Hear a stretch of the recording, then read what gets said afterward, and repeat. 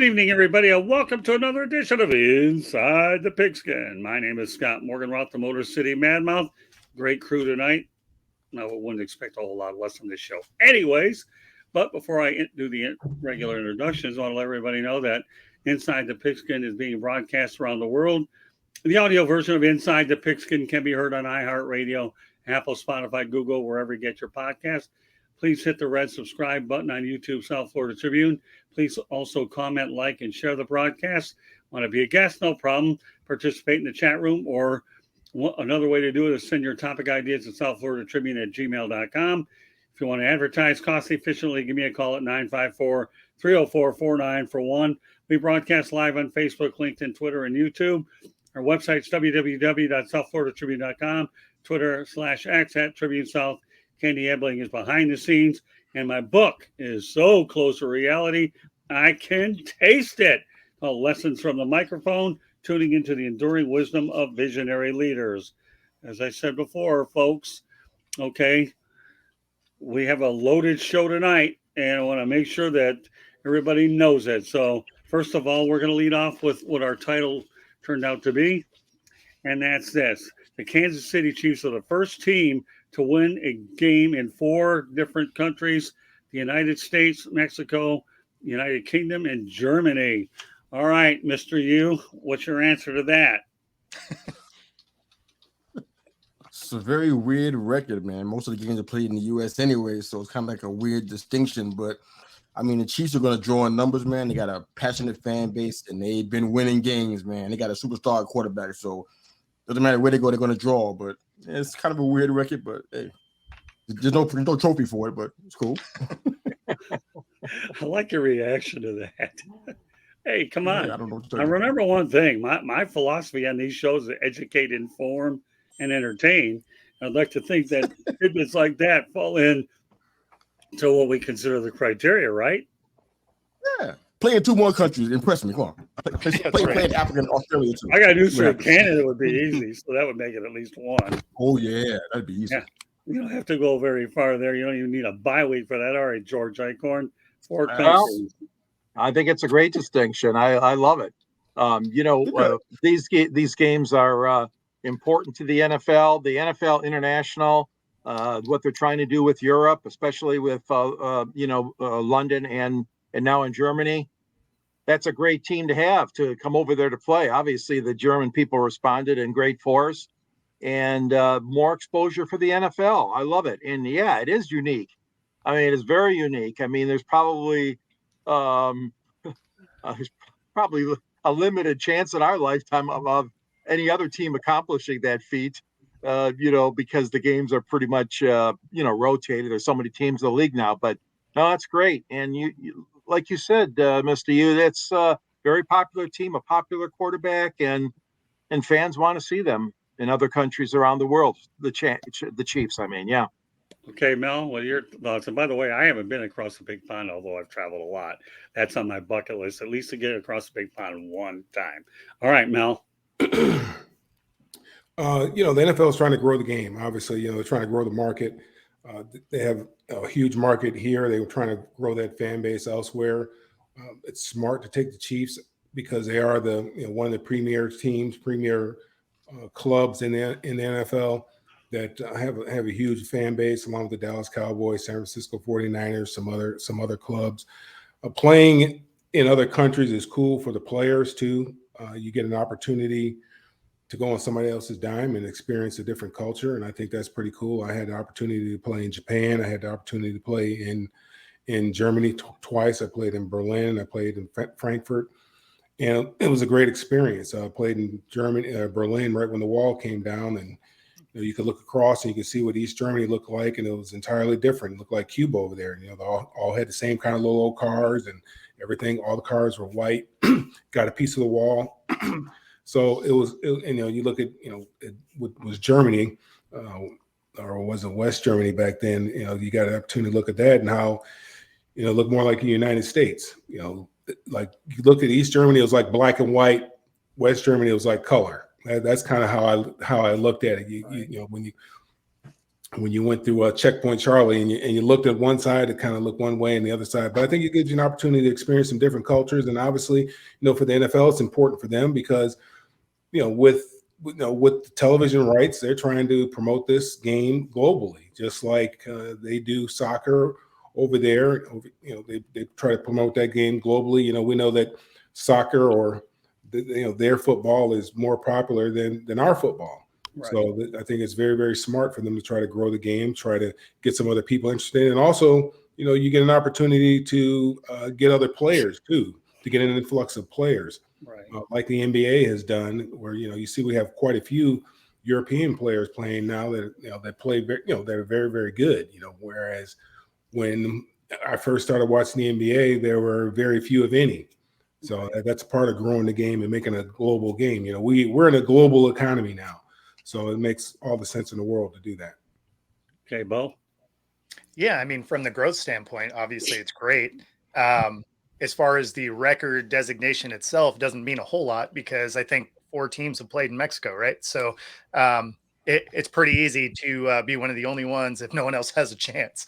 So, but yeah, I mean, from a growth of the game standpoint, yeah, it's awesome. And obviously it makes a ton of sense to have a team like KC go over there. And although, I mean, for whatever reason, they really love sending the Jags. So, well, the Jags, their fan base is kind of iffy, Yeah. Hey, calm down. Yeah. Well, it is. It's kind of so fan. They're talking about moving the Jags over to London permanently. Yeah, ain't nobody talking about that. Only people that don't actually follow the sport talking about that, or somebody who needs. We talk about it a lot on the show. Hey, Bo, you're segueing to Travis Holmes. Yeah. Come on, you're Come on, man. Broadcaster that knows a segue when I see you guys know you guys are barely hanging on to Jacksonville. That's something that people say. We need some filler. Right, let's talk about the Jazz moving to London. Come on, man. You don't even believe that. Like, we know how taxes work. That's the start there. I'm an accounting guy. I have an accounting degree. That's where my head's at. That ain't never happening. But to actually have a team, I can have a billion reasons for it, but whatever. At the end of all of this, Bo made a great point. Mr. You made a great point, and even Mel, you all kind of covered a lot of the bases. I mean, to one point, yes, if no other teams have the opportunities to play in some of these countries or has had the opportunity just yet, well, then they obviously don't have the chance to win, in Germany or, in Mexico. But the Jags have played a lot over in England because that was what their original arrangement was.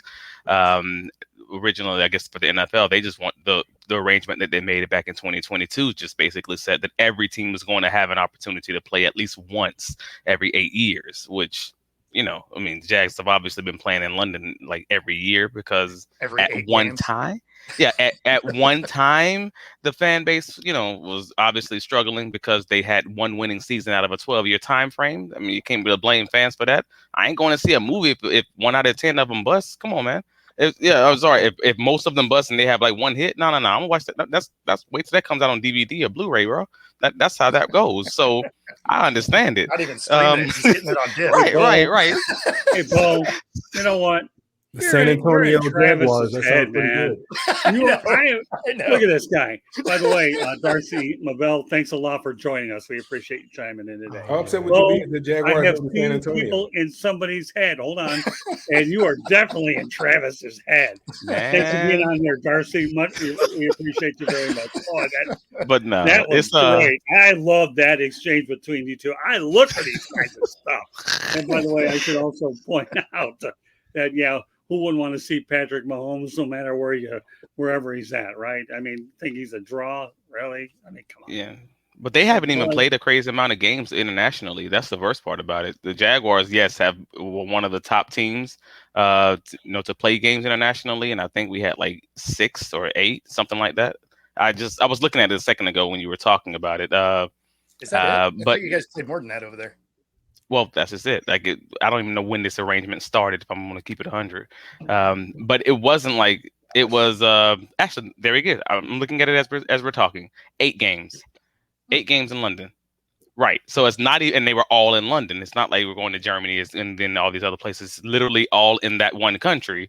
Whereas you got Buffalo Bills, who are next in line, and they've only played 7. All right, cool. And none of these teams are the Kansas City Chiefs. The Chiefs are just the Chiefs because the Chiefs win, man. And they don't care if they win in your backyard. They don't care if they win at home. They don't care if they win in California. All you need is 4 attempts when you just a team that wins 90% of your games. Hey, so that's the Pat Mahomes effect. All right. Well, you know what? Here's what we're gonna do. We're gonna go out there and segue to another Chiefs storyline because this one's really good. I really like this. Darcy, we'll have to check out our schedule and get back to you on next Wednesday.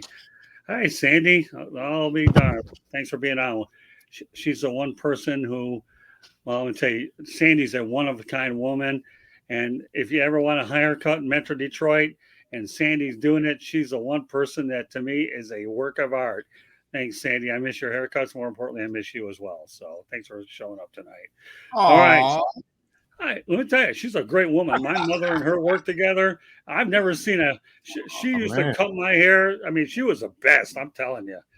Where's the heart emoji on StreamYard? What's that? Where's the heart emoji on StreamYard? I want to press it several times. You're asking a guy like me to look for a heart. Is that okay? The real brains of the family isn't on here. It's just me doing this. She's on Chicks and Salsa. I'm just kidding, Scott. Keep going. No. I love this. This is good stuff. We got some good people chiming in. I love it, the heart man. emoji would have been good right there when you were talking about Sandy being a work of art and stuff. She's the greatest. That's all I'm going to tell you. It's okay. She's like the sister I never had before. But Sandy's the best. Her haircuts are great. And she worked with my late mother. All good stuff. All right. Back under the Kansas City Chiefs. Since we got on the Chiefs theme, why don't we stay with it? Kansas City Chiefs deliberately chose to play the Miami Dolphins in Germany, to avoid Tyreekhill getting booed by the fans. He played 6 seasons there before a contract dispute led to a trade with the Miami Dolphins. All right, so here, what do you think?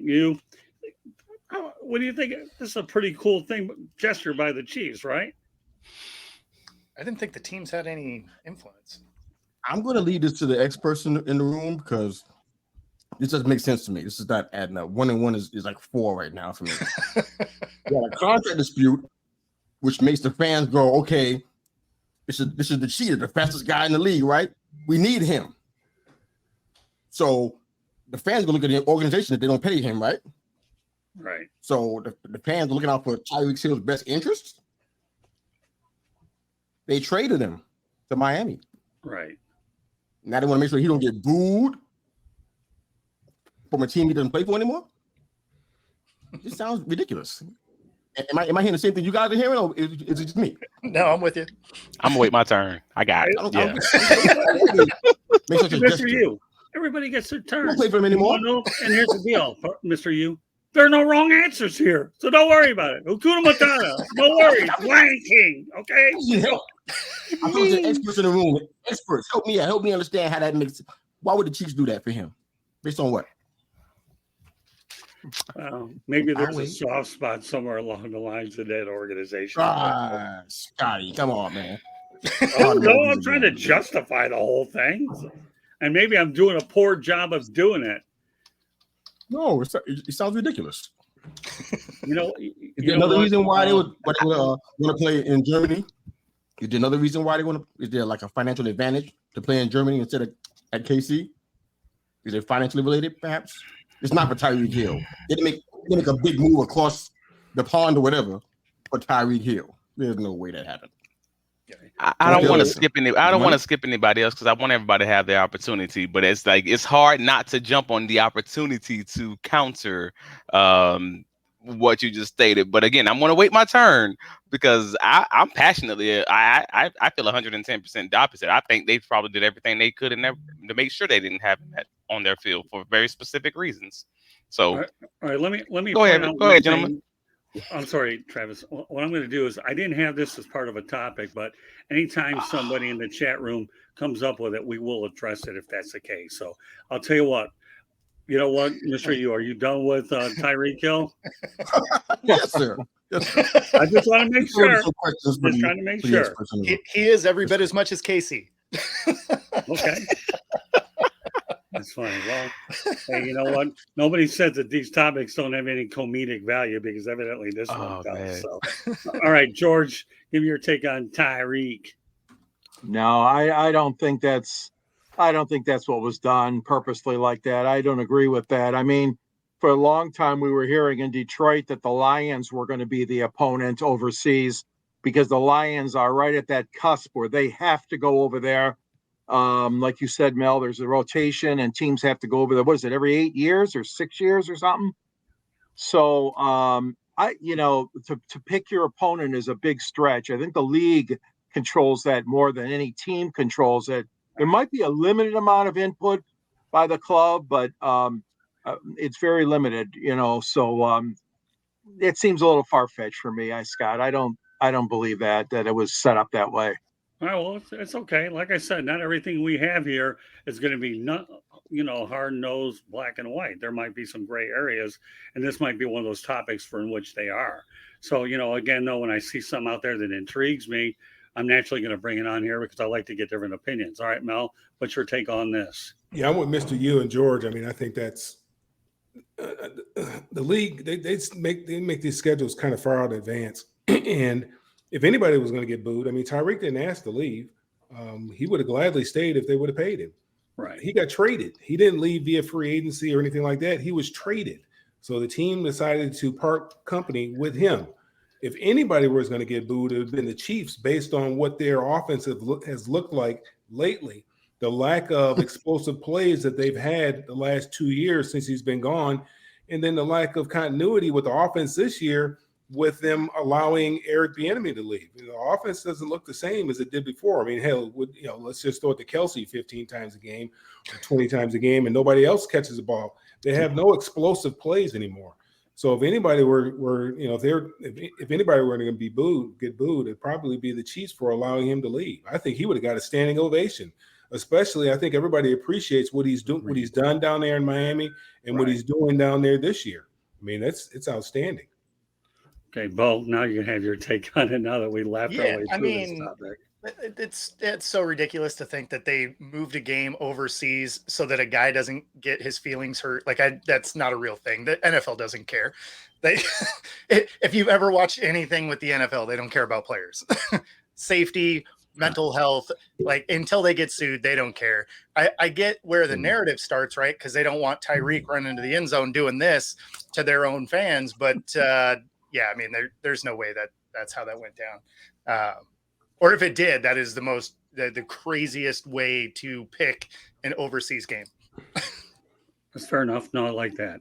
Okay, Travis, now you can say what you want to say. Then I want to get to Dan Davis's topic, and I'm intrigued by it. I don't know how much time we'll spend on it because I plan to talk about it in more detail. But since Dan was nice enough to bring it up, I'm going to address that before the next topic. Go ahead, Travis. So the NBC football, the Good Morning America staff, they actually talked about this in pretty good detail. And I know there's a billion football games on. So for anyone who didn't catch it, the way that the international series works out is there are certain games that are automatically deleted from the pool of games that's available. As your resident Jacksonville Jaguars expert, we're good at this one, this international game thing. So basically, they automatically delete certain divisional games, divisional matchups. There are certain games if they don't play in your city in a certain time frame, let's say it's 10 years, whatever it may be. Like in this case, it was the Chicago Bears game that was in that pool of games. They automatically just say, hey, no, we're going to allow that game to be played because they don't get to play in your field very often. Kind of one of those things. So the Kansas City was basically just left with 2 games at that point when they took a look at their whole schedule, and it ended up being the Dolphins or the Lions. And that was kind of what it was. It was just one of those 2 teams. And you see how the Lions are also playing really good this year too. So in hindsight, it's like they were going to lose a good game either way. But those were just the games that they had available because of kind of the way that the teams do get the options. There's some give and take within the international series because teams are agreeing not just it's one of their home games. Well, specifically for the home team, I should say. And the Chiefs were. And again, the Jaguars have kind of gone through that same thing. They went through it a little bit with the Atlanta Falcons versus the Buffalo Bills games over in London this year. And I think we talked about it that week when I said the The Jaguars chose to play the Indianapolis Colts after the bye. That's kind of what I was hinting at. It's kind of one of these international game rules. But also, it's Tyreek. If you want to even make another point about that, the Tyreekhill thing, you guys are forgetting, man. These Kansas City fans are fans. Like, they're fans. They're fanatic. The team is always right, even when the team wrong. Even when they wrong is all outdoors and the GM is terrible and they make bad decisions and whatever else. And hey, man, the team is always right when you're a fan and you're a fanatic and just saying crazy stuff. Like, yes, the team traded them away, but then when they get out there, they're going to have all them signs talking about Tyreek and his abusive history that we cannot forget happened and all the embarrassment, and they can easily avoid that by getting this game overseas. Oh, yeah, I'll take that too. Okay, I want to address another topic that I didn't have on my list, but you know what? I'm going to bring it up right now. And I'm going to lead with this first, okay? I didn't incorporate this one yet, but I'm going to provide some opinions. You guys get an opportunity. Here's my thought about the whole sign stealing situation, University of Michigan. I believe that in fairness to all sides, that I want to see due process play out first before I formulate an opinion. I realize that they always say innocent till proven guilty. I realize there's a lot of information that are heading toward what we believe could be true, but I just believe in the two words due process and go from there. Whatever punishments the Big Ten lays on them, we'll know. And I will lead off with this topic then. But again, I'll reiterate two words, due process. And I think those are the words that the University of Michigan president is asking. Okay, just give us due process. All right, go ahead, Mr. Hugh.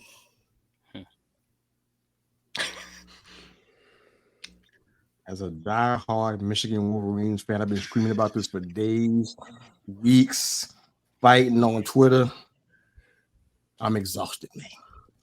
all I say is this. This kind of feels like baseball to me. So after I say this, I'm going to be quiet and let the experts talk. I'm dead serious here on this one. It's like baseball. It feels like everybody's already doing this stuff already in some way, shape, or form. But because it's Michigan, because it's Harbaugh, there's some things that are been hinted about, some political stuff, some stuff within the organization that they don't like, all type of little things going on. It's just a big mess. And then the Big Ten got their hand in it and taking advice or evidence from people. This is just like, let it play out. Like you said, if it's something if it's legit and you got all the meat you need, go ahead and do what you got to do. But if you ain't got it, don't try to manufacture it. That's all. That's good enough. And again, go ahead, experts. I'm more time on this. Go ahead. I'll spend more time on it a later date, but since it's in the news, it's a top story. I don't mind addressing it a little. All right, George, give me a brief take on this. Well, I agree that due process has to run its course, but these so-called Big Ten phone conversations that have been going on with opposing coaches and ADs and trying to put the pressure on the Big Ten commissioner to make a decision, I think is sad. There's a report that just came out in the last 24 hours that a former player at another Big Ten football program said it was his job to steal signs against Michigan last year. And so now this whole thing is getting, it could really blow up in all the faces of not only Michigan, but the other schools as well. So, yeah, I agree, Scott and Mr. Wu. They have to have all the facts out before they can make this judgment. And to go ahead and suspend Harbaugh for 1 or 2 games this year and then wait for the ruling to come out, I don't see it. I think you should just wait and see how this comes out, and everybody's got their fair time to explain the situation. I don't know if he's guilty or not. We don't know. Okay, Mel. Yeah, I think this is much to do with nothing, to be honest with you. They're talking about whether it was a run or pass. They're stealing signs to determine whether or not it was a run or pass. You still got to stop the play. You still got to stop it, whatever the play is. The other thing is offensive linemen tip whether it's run or pass. If you look at games, they'll tip it. So even in tipping it, you still have to stop the play. So, I mean, my thing is, and then this is not a court of law, innocent until proven guilty. This is not a court of law. This is football. Okay. Right. So, and it's not like baseball when you're stealing, like Dion said, if you know a curveball is coming, you know to sit back and wait on it. If you know a fastball is coming, then you know to jump on it. You know, this it's a run or it's a pass. You don't know who's running it. You don't. You got to stop the play. I mean, there's 11 guys out there. You still got to stop the play. So I think they got caught with their hand in the cookie jar. Hey, you got caught. Hey, Michigan, don't do that no more. All right, okay, and let's keep moving. I think they're making a bigger deal out of it when it's necessary. They talk about it all the time. Everybody's trying to steal signs. Get rid of the signs. I don't understand what the signs are with Elvis, and then they have somebody else's face. What is that? I'm trying to say, what kind of plays are they calling it? They have 4 poster boards, guys holding up Elvis, another guy holding up Marilyn Monroe, and holding. What are they doing? I mean, I thought it was just for show, just because they're on TV. I have no idea. What does that mean? I mean, somebody has to tell me what that means. I don't have an idea. So I think it's much to do with nothing, man. Just slap them on the wrist. They got caught with their hand in the cookie jar, and let's keep it moving, man. Let's talk about something else. This is ridiculous.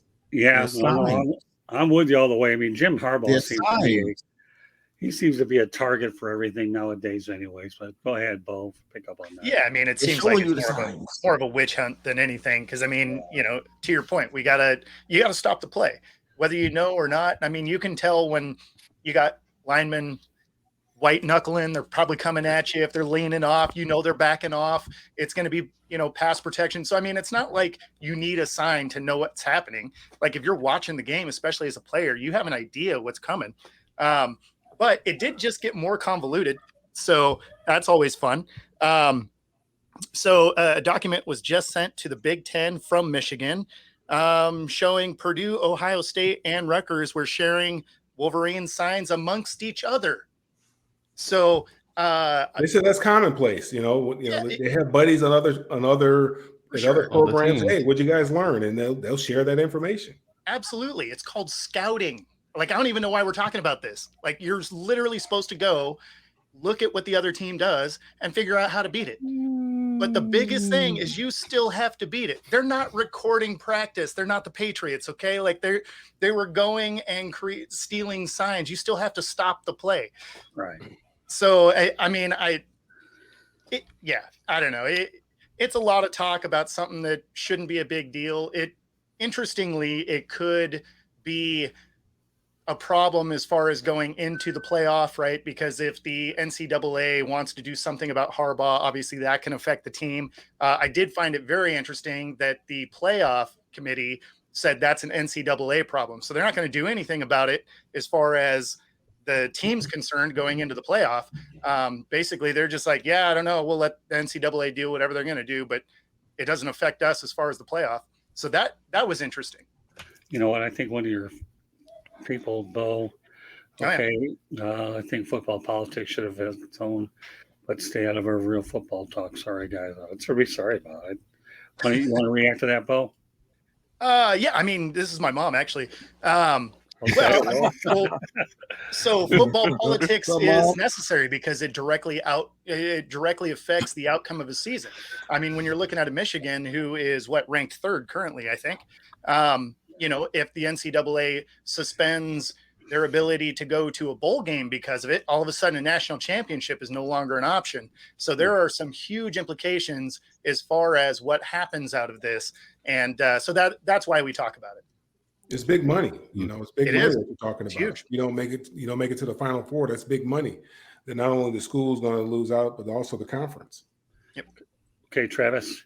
This is the year. I've been saying this everywhere I get a chance. This is the year. I said, if it doesn't happen this year, I don't think it's going to happen. They're going to lose 20 and 25 guys going to the draft. Seriously. I don't mean like in ever. I mean, it's going to be a long time. The chance at a natty. Well, they had a chance last 20, 25 guys. Huh? No, he just means that it's their last year because they're going to lose so many students coming into this next season. So it's kind of make it happen. You got to reload, man. That's what you do. Yeah. You 20, reload. 25 guys, Mel? Yeah, you reload with a new coach. Alabama does it. Georgia does it. Well. Basically, this whole story is just breaking news.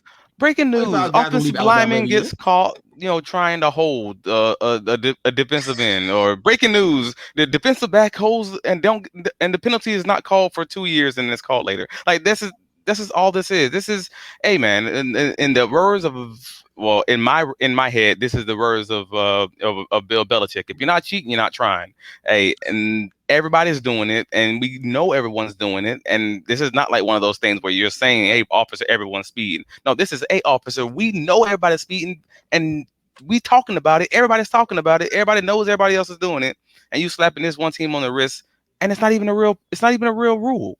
Like, I'm sorry, but what are we doing here? This is not actually what rule am I breaking? Officer, what law am I breaking? Oh, you won't like how I talk to you? I'm sorry. Like, whatever. But you know what I mean? Cocaine Like, in the trunk that he's worried about. That's a fair point. But yeah, you get what I'm saying though. Like at the end of the day, if it's not Harbaugh, this ain't a conversation. If this is Rutgers, if this is, I don't know, UCF, like whatever. If Illinois. This is any other random team, this is not a conversation. They're not even talking about suspensions. They're just gonna be like, cut it out, guys, and that's it. It's national news. Rutgers. That's because if it's Rutgers, Well, they're like, you might make a bowl game if you steal everyone's signs. Yeah, but to your point, Bo, the fact that other teams were sharing the information amongst themselves, I won't lie to you.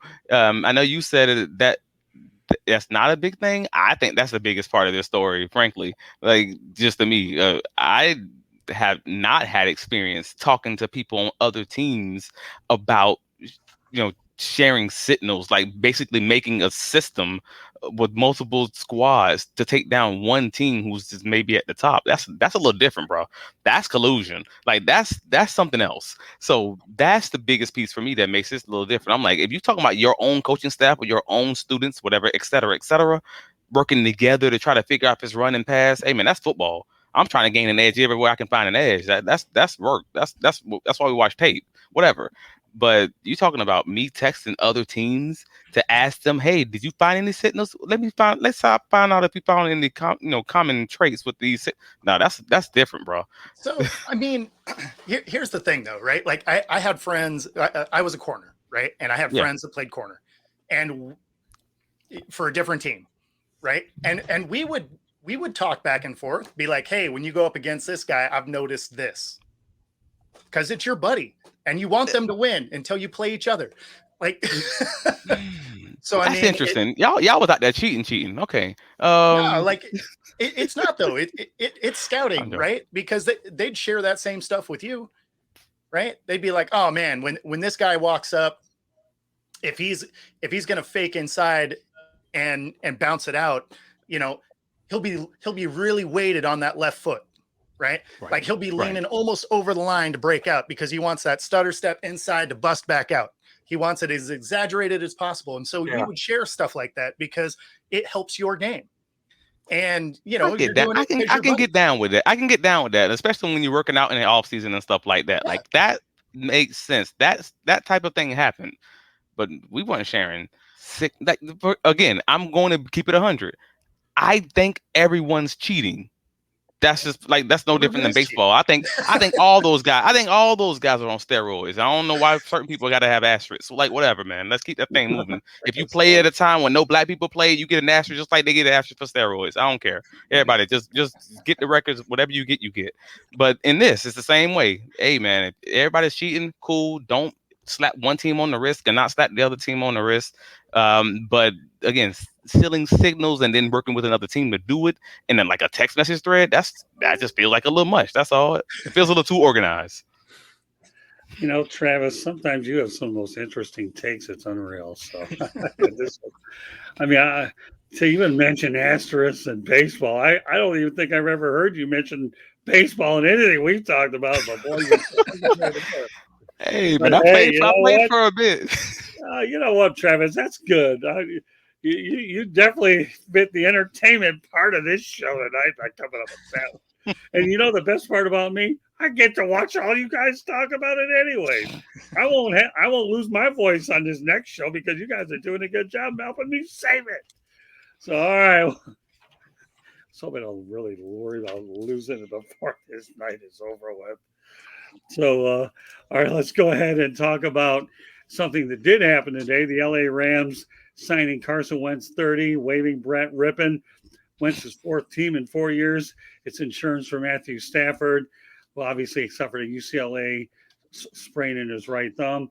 I'm wondering if this is another reclamation project, Baker Mayfield / Sean McVay. I actually got to tell you, I really like this move. If for no other reason, Carson Wentz could not have landed in a better spot than with Sean McVay, just like Baker Mayfield did, who, by the way, got employed by the Bucs. Okay, Mr. U. But they calling the move a surprise. I guess the only reason why it would be called that because they're expecting staff to come in and play week 11 versus Seattle. They're going to be on a bye week 10. So I guess they just have Wentz back there as a backup, another QB in the room, I guess. I forgot the other guy's name that was the backup for Stafford. I actually like that guy. I'm trying to figure out what happened to him. Who? Brent Rypien? No, not Brett Rypien. No, not him. Him? The other guy that was well, Stetson Bennett. He started a couple of times too. Stetson Bennett was. No, he's talking about last year. I think you're talking about the guy who played last year. Yeah. Oh. I don't want to look away and try to find it myself, but anyway, I liked him a lot. So I'm surprised that they didn't look to him. But I guess maybe he's not on the team anymore. But I guess it's a surprise move. I guess. I mean, the last time we saw Wentz was in February 2022. He played 8 games, right? Threw about 11 touchdowns and 9 picks. Got beat out by Heineke. Got the starting job back. Got beat up by Sam Howell week 18 when it really didn't matter. Then they were already out of contention. Right. I guess the only thing that's a nice little fact, and you mentioned this, Scott, is the McVay Gruden connection. That's kind of something that they're saying is going to help Wentz out with the transition. He'll be coming from the Gruden school like McVay did. So I don't know if this is a pet project or this guy's going to be something they're looking toward in the future when Stafford inevitably, steps away. So I don't know what's going to happen there, but it's interesting, to say the least. All right, you know what? I'm going to put Dan Davis on. I really like this comment. I really, really do. Wentz signing with the Rams is interesting to me. Years ago, the Rams could have drafted Wentz, but went with Jared Goff instead. Maybe this could be a Wentz reclamation project with the Rams. I'm rooting for the guy. You know what, Dan? As far as I'm concerned, that comment's a bullseye, period. Okay. George? Well, clearly the Rams are hurting. Stafford's been banged up so much this year and last year, and I don't blame them for trying to sign somebody else, but he hasn't played, like you said, since Washington, February of 22 is when they released him out of his contract. So, I mean, of course he's staying in shape, and of course he's throwing on the side and trying to be ready for a call. So they didn't have much of a choice. I mean, Rypien didn't do what they wanted him to do. 46% he completed. Terrible statistics from the game the other day. So they had to look somewhere. I don't blame the Rams for trying.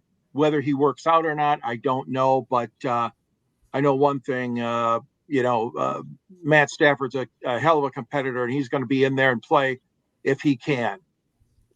All right, well, just Mr. Yu told me that when he was drawing a blank, John Wolford is the guy that you were referring to. Oh, okay. Yeah, so I'm glad that you brought it up. I don't like to have anybody come on the show where they're drawing a blank and they don't get it on live air. So it's okay. Thanks for bringing that up and bringing that to my attention. So that'll make you feel a little bit better. Okay, with that said, Mel, go ahead.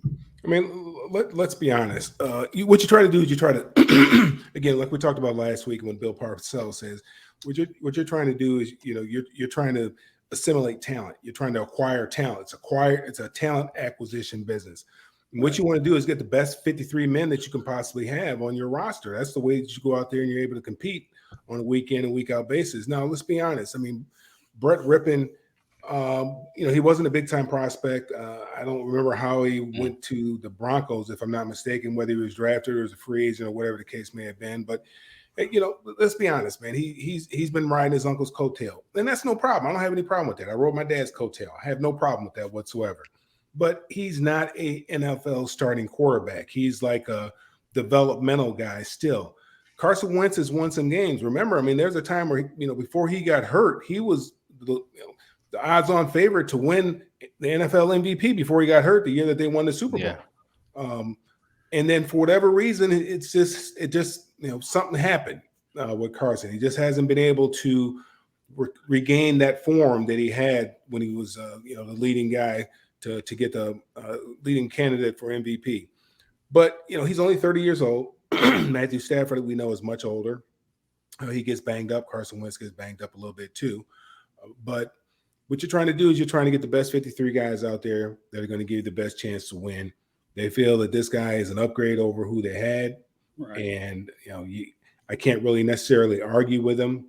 This guy has won a lot of games in the NFL, whereas brettrypien has not won that many games in the NFL. I mean, he is who he is. We know who Carson Wentz is by now. A stopgap guy, maybe he can come in there and win a couple ball games for you to keep things going while Matthew Stafford heals up. But I think the Rams are not throwing in the towel on this season. I think that's what they're showing. They're not throwing in the towel. That they have guys there that they owe it to them to put their best foot forward and go out there and try to win games. And you got guys out there like Aaron Donald and guys who are older guys. Yeah, they won a Super Bowl, but I mean, they're still out there busting their behind. And if you all of a sudden you decide you want to throw in the towel and you're starting some free agent quarterback, what are you saying to the rest of the team? So I think it's a good move on their part. And just an FYI, Rypien was an undrafted free agent with the Broncos. So that's what I thought. Yeah, that's okay. So with that said, okay, we'll turn it over to Bo. Yeah. So I mean, it obviously Wentz is a much higher talent than Rypien is. And as much as Wentz gets hate, it was one of the reasons why I thought maybe the Jets would have went and got him, because outside of the Washington situation, which nobody was going to be successful there, that team was terrible, right? So, I mean, his numbers being bad isn't really an indictment on his ability, because if you look the year before, he actually had a really good year with the Colts, right? He was I think he threw for roughly 3,500 yards. He had 27 touchdowns and 7 picks. Like, if you can have a 2-to-1 touchdown ratio and 3,500 yards out of your quarterback, you're going to win a lot of games. So I don't hate this pickup, especially because it's a really cheap pickup. And because you have Stafford continuously getting hurt at this point, there's a good chance that he doesn't come back for the last year of that contract. And now you at least have a guy in the room that can carry the torch if Stafford isn't able to come back or wants to retire at the end of the season. Okay, Travis. Hey man, these are all the best points that I could ever make. Right, like if this is anything longer than just this year, they have another guy in the room who's an adult who can carry the offense at minimum, and it's not just like crash and burn immediately. This was Rypien's first year with the Rams. He had already had his 3 seasons with the Broncos, and he had his game and a half audition that did not go well. And I think that's putting it lightly. I mean, the man averaged 47% completion rate. That's not great. No touchdowns, 1 pick. 2 sacks. Like this is not a good situation by no means. And again, that's what the blowout loss against both Dallas and Green Bay. That's a rough one. I think they kind of knew that they couldn't pretend that this season was not off the rails, without getting another adult in the room, just being able to keep the offense on schedule, just be able to run the ball control, just the basics of football. So they did that. And again, it's more likely than not, I haven't seen the contract details yet, but it's more likely than not going to be a cheaper contract, something again to give them a few different options. And Godspeed to Rypien on the waiver wire. But the Chiefs, the Rams, goodness gracious, they are 3rd in their conference right now, with no real chance realistically of, they're behind San Francisco and Seattle, who are both 5-3, and they're 3-6. Like they're not aiming to be the best team in history. They're hoping and praying to one day be able to set 500. This is that type of quarterback who may be able to at least get you there again and not just fumble the game away, not just throw interceptions. That's wild. Just manage this thing, follow the offense, and kind of keep this ball rolling. Okay, now just program note. We're not going to be going about what team needs to be fixed, although my plan is still to go with the game of the week. But I've got something probably close to it anyways, and that's this, okay?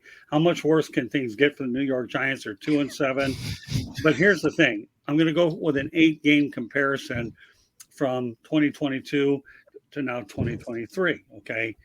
In 2022, the Giants were 6-2. This year, they're 2-6. And now quarterback Daniel Jones is out for the year with a torn ACL. So, Mr. Hughes, your thoughts about the Giants' unfortunate turn of fortunes? This is a good time to defer. Okay. Is this just the beat up on Mr. Hughes segment? on this show for the second time today? Can I just That's defer to okay. George? I have zero problem with anybody deferring. If they want to talk about it, George, I'm by all means, sir, please go ahead, sir. So I don't Well, have to. I mean, it's been a crazy and terrible turn of events if you're a Giants fan. I mean, let's face it, Scott, like you said, I mean, almost a complete opposite record a year ago. And now with the quarterback shelved, oh my gosh. I mean, between them and the Jets, what a terrible fall it's been for football in the Big Apple. But that being said, I mean, when things are not going right, they have the wheels start coming off, as they say. So whether it's offense, defense, special teams, or whatever, they've made a lot of mistakes, glaring mistakes, and the losses have just been piling up. And so this is like, unfortunately, the cream on the cake of falling apart when you lose your quarterback for this year. So I don't know what to say. I mean, they in the offseason, they tinkered with the roster a little bit, but obviously the moves they made were not good. And let's face it, they're all done. I mean, this season's over for them. It really is sad, especially, like I said, if you're Giants backer. Okay, Darcy, I know you would like to know who we would put in the NFC playoffs at the midway point. Here's my advice to you, Darcy. Send me that in a messenger format, and what I'll do is I'll incorporate it into next topic lineup. I know we have a very busy agenda. I think what you have is really good, but I want to address it when we even bring Coach Bonamego on as well. He'll be on assignment with me tomorrow, but thanks for bringing it up. Just send me a message and we'll address it. Okay. Mel, go ahead. Yeah, isn't it ironic? That's the guy they chose to pay, right? And he gets hurt just dropping back. His knee buckles on him. And look at the quarterbacks that we've had. The Aaron Rodgers, Achilles, Kirk Cousins, Achilles. And now you got Daniel Jones, ACL. Matthew Stafford's been out. Deshaun Watson has been out. What other quarterbacks have been out? These running backs are still in there taking a beating and still going. They're taking a licking and keeping on ticking. But these are the guys that nobody wanted to pay, but they're still there. Jimmy Garoppolo. There's another one, yeah. Do I need to go on? I mean, they didn't want to pay. They didn't want to pay Josh Jacobs, but he's the horse that pulls the buggy. Saquon, he's the horse that pulls the buggy. He makes everything go. So we'll see. I guarantee they're going to be relying heavy on the running game now that Daniel Jones is gone. Tyrod Taylor's on injured reserve, hurt some ribs. I mean, come on now. Come on now. Who gets more hurt? It's the quarterbacks. And they take a fraction of the hits. But as far as the Giants are concerned, I mean, they this is what they asked for when they paid him that type of money. This is what they asked for. So they knew who he was. He wasn't the guy that they paid. They were hoping he would grow into that contract, but he didn't quite do it. Saquon was a little banged up at the beginning of the year, and you saw he could not carry that football team. He is who he is, and he is who he's shown himself to be. He's been there 5 years now, I think it is. This is his 5th year or his 6th year. He's been there a while now. He is who he is. I mean, you can't make him out to be somebody else other than who he is. This is who he's been all along. Even when he was in college, he wasn't the guy. He was just, another guy. That's it. Okay, Bo, go ahead. I feel bad for Mr. U. All the topics are just beating up on his teams. But I mean, honestly, probably the way he's been getting hit, the way he's been getting hit, the way that offensive line has been letting him get lit up. This injury is probably the best thing that happened to him, because at the end of the day, he probably would have had a much worse injury if he kept getting hit the way that he has been. Because he was out a couple weeks ago with a neck injury. At least this time it's a leg, because the last thing you want to do is have pile on another neck injury. So, yeah, I mean, if there was a silver lining, it's probably that, because I mean, just this last week they gave up another 8 sacks. I mean, they are on an incredible pace for getting quarterbacks hurt. Okay, Travis, and don't worry, Mr. U, we'll get to a topic you won't have to defer to next, I promise. Don't worry, it'll be the game of the week. It'll be the game of the week, man. I know you won't defer on that one, but all right, go ahead, Travis. I mean, again, Daniel Jones is one of those people that you guys always hear me say it, legend at the bank. Like, he is in the best possible situation he could want to be. I mean, obviously, who wants to be hurt? No one wants to be hurt, but the man had $81 million in guarantees at signing. He gonna get every dime of that money no matter what. And so I'm sure he is just fine with this arrangement for the moment being. Like, a lot of us get hurt, but a lot of us don't get hurt with $81 million in the bank. Like, or if it ain't in the bank, it's guaranteed in the bank, essentially. So I'm thinking he is fine. But this is the curse of smelling your own stuff and not flushing. Not spraying, just kind of just sticking with it. And that is the problem from my personal perspective of the 2023 Giants. It's the same issue that the 2018 Jacksonville Jaguars had after going to the AFC Championship game with Blake Bortles, and then they extended him. And I thought this was an apt comparison when the Giants gave him that money. I was like, I know a thing or two because I've seen a thing or two. This looks way too similar. I'm like, this is not your guy, so don't pay him like your guy. And I know you're limited on options, and I can obviously say that because they won 9 games last year, and everybody looked at that end result saying they won 9 games, forgetting that they won 8 of those games by 1 score. And you know how that parity thing in the NFL works. It's always going to flip the next season. That's historic. That's just what it does. That's just, I don't know, math. It kind of just balances eventually. That parity is going to come. So yeah, they end up being 8-4-1 in 1-score games. And it kind of flipped. Like you said, they were 6-2 and now they're 2-6. And Daniel Jones played in 5 of those games. So you can't really blame it on Tyrod either, because Tyrod actually seemed to be an upgrade at one point or another over Daniel Jones. So yeah, man, this was a problem that they should have seen coming, because us basic, regular, non-football NFL coaches and GMs whose houses might be on the line kind of saw it. I don't know what to tell you, man. Go ahead. That was it. That's a bad decision. They made it. The only thing I'll say about this whole thing is Brian Daboll didn't take a dumb pill. This guy knows how to coach. Right now, if he's had any luck this year, it's no luck. But I'm rooting for Brian Daboll to turn it around, and I'm sure if the New York media should probably cut him a little slack, because you want to keep going out there and hiring a new coach. So New York media, cut the guy some slack. But I really feel for you, Brian Daboll. Let's go back to the chat room with Dan Davis, and let's get his perspectives on things. Speaking of injuries, the Lions had a few this year, but good news for them. It was reported earlier that all 53 men on their roster were available at today's practice. The bye week came at the right time for them heading into a tough road game versus Chargers this Sunday. Thanks, Dan. Appreciate that. So with that said, we're going to go to the game of the week, and I really have a responsibility to go to Mr. U, even if he picks the same one I do, but I really feel bad for him, so he does. No problem. Go ahead. What is it?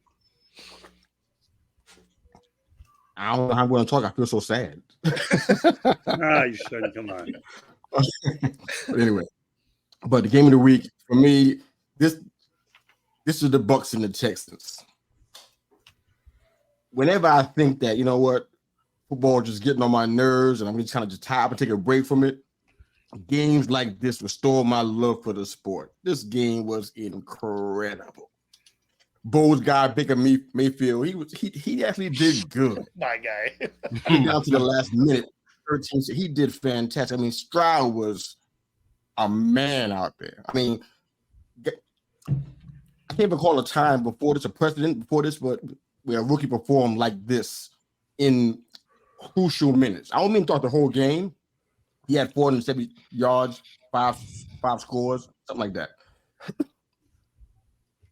Baker came down the field, go route to Mike Evans, 53 yards. I think it was about a minute and 13, a minute and 3 seconds left, something like that. No, this is a rookie now in a spot where, you know what, you're down. You have to get a touchdown. I think we're down by 5 or something like that. You got to get a touchdown. Field goal can't work. Stroud, I forgot how fast they got down the field, probably like in 3 or 4 plays. It was a thing of beauty. It wasn't beginner's luck, man. This guy here poised in the pocket. Got a team full of rookies, 3rd and 4th stringers from other teams. Them boys galvanized, man. It was incredible. My boy Dalton Schultz, my old fantasy football guy, he's helped me out so many weeks, man. Made a case for a big bag next year. Made Levante David look like a little baby. Just shoved Levante David. It was beautiful. I love it. But after that go route to Evans, he had about 6 seconds left on the clock. This man threw a touchdown to Tank Dell. I jumped out of my seat. Houston fan at all. I was like, I couldn't believe it. It was awesome. Game of the week, hands down. What you got, baby? Top that. That was good. Hey, I'm glad you feel good about it. It's okay. CJ Stroud, I'll tell you, this guy conceivably. Someone on the show because I like this CJ Stroud because you know what? He's definitely my front runner for Rookie of the Year. All right, George, what's your game of the week? Easy. Philadelphia 28, Dallas 23. Okay. Cowboys again. Oh my God, how many opportunities you're going to get in a game like that to try to knock off Philly, and you blew it. You just had a litany of mistakes there, especially that closing pass at the end there. Oh my God, you pass it to a guy, and what was he at the 5 or the 7 yard line? And he's not even near the end zone yet. But what can I say? Bad clock, bad time management was bad. Coaching was bad. I think Dak played a really good game for the most part. And again, the Cowboys come up short. The America's team no more, I don't believe, but there's still a lot of hope. Obviously, it's a long season, so they're still going to be in the hunt. But that was a game that they had, and they just blew it. And I give Philly credit, though; they came away with the W. Okay, Mel. Yeah, I mean the Houston game was an exciting game. Houston Tampa Bay was an exciting game, but I kind of like Minnesota and Atlanta. What Josh Dobbs did, he just came in. I mean, didn't even get any first team reps, didn't get any reps, and next thing you know, he's out there having to orchestrate a comeback and ended up winning the ball game. I think that's a great story. It's great for him. He's played on 4 or 5 teams in the last 2 years.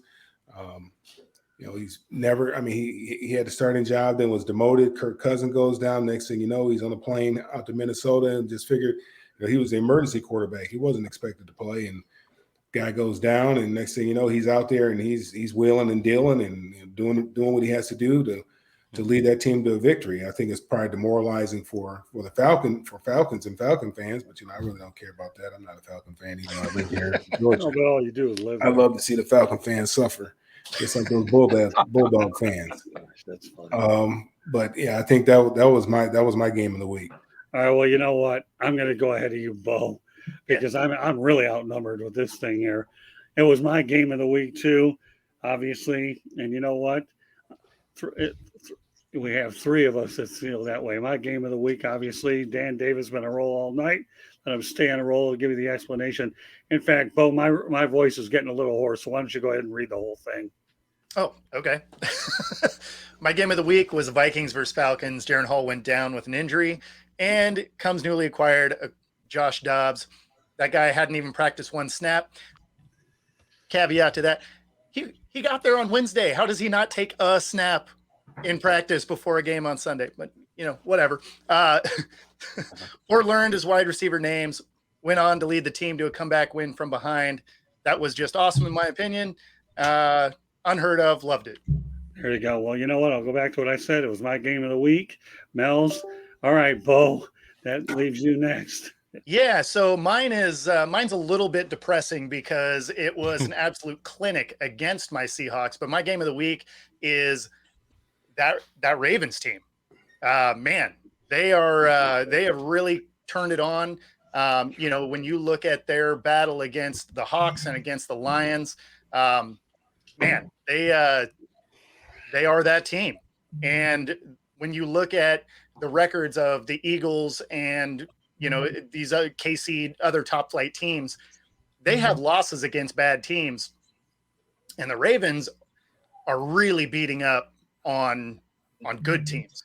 So I like this game. I mean, I did not like this game. Let's be honest, but I like what I'm seeing out of this Ravens squad. They look for real. Don't worry, George and I can empathize with you because we took the beating first and you got it next. So, Yeah. so I mean, all you had was Jackson creating havoc for everybody. And to make matters even worse in his last game, even Odell Jr. got a touchdown, and he got it from the back of a quarterback. So, go figure. All right, Travis, we'll take us home, and then we'll let everybody know where they can get hold. What a show we've had tonight. Enjoyed the participation on all levels. Go ahead. I mean, yeah, my game of the week was the Texans victory over the Bucks, because then that was just a wild finish. So, Mr. U, great call out on that one. And my second game of the week, would have been a lot like you guys, the Vikings-Falcons, just because, again, you have a quarterback who's basically off the plane. I don't know these guys' names. Basically, the coach has to get him on the sideline before he goes on the field and just say, hey, these are our top 5 protection calls, because he doesn't even know the protections. What? That's just wild. All of that was wild. Oh, and and Mr. You just said it. You just said it in the chat. The fact that they had Darryl Ogunbowale, former Atlanta Falcon, former Jacksonville Jaguar, out there Tampa Bay Buccaneers, out there kicking kickoffs and a game leading field goal, a field goal to take the lead. I've never seen that in my life, and I'm talking I've been seeing that in college. I haven't seen that in the NFL, and a regular skill player coming onto the field to kick a field goal to take the lead, in some crucial minutes, and making it. This is not like the Chad Johnson extra point. This is some crunch time stuff. And the dude kicked it through the uprights and then kicked the ball up into the end zone twice. Incredible. Okay, come on, that was dope. It really was. It was cool to watch for a team that I should not like at all, because I'm again a Jaguars fan. But yes, just to be a little different, I'll probably talk about the Chiefs' victory over the Dolphins, because the Dolphins on that last series, if anybody saw that, they just crapped the bed. Travis, I've never seen a guy dodge a question like you. I said game of the week, and you put the word S and snuck in 3. Hey man, I'm last in line. They got a chance to talk about all the best stuff. So I'm gonna dibble and dabble in all these things. Hey, Travis, let me give you some information about this show, okay, buddy? This is football. This isn't baseball. You threw us 3 curveballs, man. And then you even talked about baseball tonight. Hey, didn't I tell you if you ain't cheating, you ain't trying? That's right. Wait. He takes 2 shows off. I'm going to get it all back on one show. Boy, did he ever in a big way. My goodness. Good stuff, Travis. All right. Oh, I love it, man. I like a guy like you that takes my question about game and then decides to put the word S on it and decides to throw 3. All right, we got to put it on. Good stuff, though, Travis. Love it, man. So, all right, we got to go back to Dan Davis. We're going to roll a little bit longer because the chat room is forcing us to do it, and that's a great problem to have. CJStroud, 470 yards passing, 5 touchdowns. This has to be some sort of rookie record. It is a rookie record. I think CJStroud could break that, saying OSU doesn't produce NFL quarterbacks. Awesome by CJStroud. You know, Dan, you followed into that GMTA situation, buddy. Great minds think alike. But you've been on a great roll tonight, Dan Davis. Thanks. Keep up the good work. Enjoy having you participate. All right. Well, you know what? This time of the broadcast where everybody has a chance to let everybody know how they get a hold of them. But what a show we've had tonight, guys. Think about it. Incredible participation in the chat room. I like the dialogue. I like the fact that Travis discovered the word baseball tonight, because all he did was throw curveballs at me right and left anywhere. And that's okay. Yeah, I'll tell you, it's okay. But anyways, all right, Mr. U, I know we had to defer, but you participated when it mattered anyways. We just know not to really make you feel bad with New York Giants topics too bad, so we get one less defer. That was for you, Scott. That wasn't for me. Just so you know. I appreciate that. You heard me on Monday. I got no problem screaming, man. Every Monday morning, I'm going off. So it's for you. I'm trying to protect you, man. Respect your show. Give you honor where it's due. That was about you. It wasn't about me. I can go off. All I'll say is because you have the right name, you the man. Okay. So with that said, why don't you let everybody know how they can get a hold of you? Absolutely. At They Call Me Mr. U on LinkedIn, Facebook, Twitter, and of course, YouTube. You can find us every Monday morning at 9 a.m. EST with me and Bo over there, my partner, 9 a.m. EST on They Call Me Mr. U, the podcast, every Monday morning. Okay, George, go ahead. Yeah, you can reach me at Yahoo at gicorn@yahoo.com. I write for the South Florida Tribune under the Motor City Tribune banner. And at the end of my column, we always have a link to my book, which is called Detroit Sports Broadcasters on the Air. It is still available. And also, you can see me on Inside the Pigskin and the Sports Exchange and all kinds of great shows, 108 Stitches Baseball. I have a fun time here with all you guys. Thanks for having a great show tonight, everybody. Okay, Mel. Reach me on all the social media at Mel Farr Jr., whichever social media you follow, and follow what we have going on for the youth at melfar.org. All right, Bo. Yeah, so obviously you can find me right here on Tuesday nights and, of course, Monday morning with my man, Mr. U. And then my shows on Thursday and Friday, you can either find it on my channel, which is here on YouTube at Football-Talk, or on the Northeast Streaming Sports Network on Roku TV. All right, before we turn over to Travis, love to get these comments up. It means we did our job, right? Okay. Really, Feather Freebird, really great show. A lot of fun. Hey, Thanks, Mom. guys. There you go. Mama says we did a good job. I like that. And Dan Davis, one of my favorites out here, who's loved the show, interesting content on there. I will be tuning in more often. Great job, everyone. Well, you know what, Dan, I was going to say you were the unofficial seventh co-host. Wait, you were on a roll. Okay, so with that said, all right, let's go ahead and turn it over to Travis. Yep, and you can find me on all the socials, Travis D. Holmes. You can find me here every Tuesday at 8:15 p.m. On Inside the Pigskin. That's every week. You can find me on, if you're looking for Jacksonville Jaguars content, you can find me on our podcast, the Duval Dive is the Jaguars podcast. That's on Fridays at 11 a.m. That's on the PSF football, the Pro Sports Football Fans Football app, and also on YouTube. And you can find my writings for covering the Jacksonville Jaguars through A7BN Sports for BigCatCountry.com, the SB Nation Jacksonville Jaguars site. And as always, I appreciate you guys having me. Oh, we enjoy having you. Well, one of your most comedic nights I've ever seen, because you actually brought up baseball. That's okay. I should point out that Inside the Pigskin is being broadcast around the world. The audio version of Inside the Pigskin can be heard on iHeartRadio, Apple, Spotify, Google, wherever you get your podcasts. Please hit the red subscribe button on YouTube, South Florida Tribune. Please also comment, like, and share the broadcast. Want to be a guest? No problem. We had a lot of good ones in the chat room tonight. Keep it going. We appreciate every one of them. I don't mind extending shows if that's what it warrants, and I'll make sure every chat comment gets up there. That's my priority amongst fitting in with you guys. You guys are my thoroughbreds anyways. Send topic ideas, South Florida Tribune at gmail.com. Want to advertise cost efficiently? Call me at 954-304-4941. We broadcast live on Facebook, LinkedIn, Twitter, and YouTube. Our website is www.southfloridatribune.com. Twitter at Tribune South. Candy Ebling is behind the scenes. And, of course, my book should be due on Amazon any day now, called Lessons from the Microphone, Tuning into the Enduring Wisdom of Visionary Leaders. Great show tonight. Don't really have to toot our horn. All you have to do is just look at the involvement in more ways than one.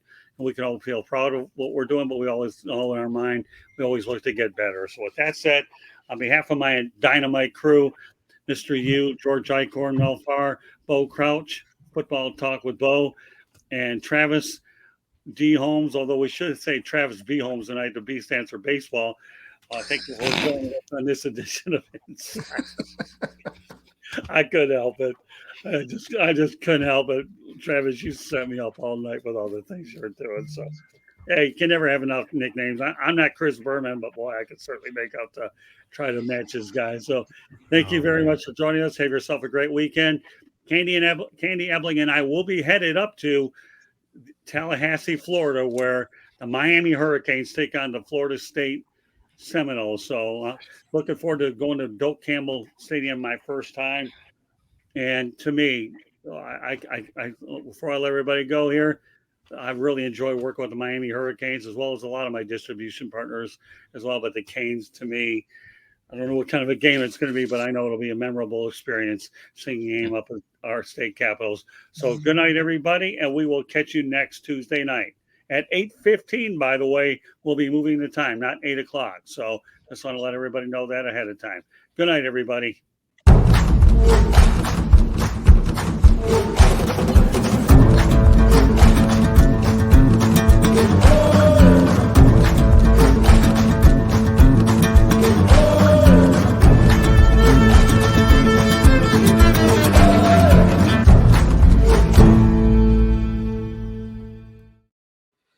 All right, I got to run. My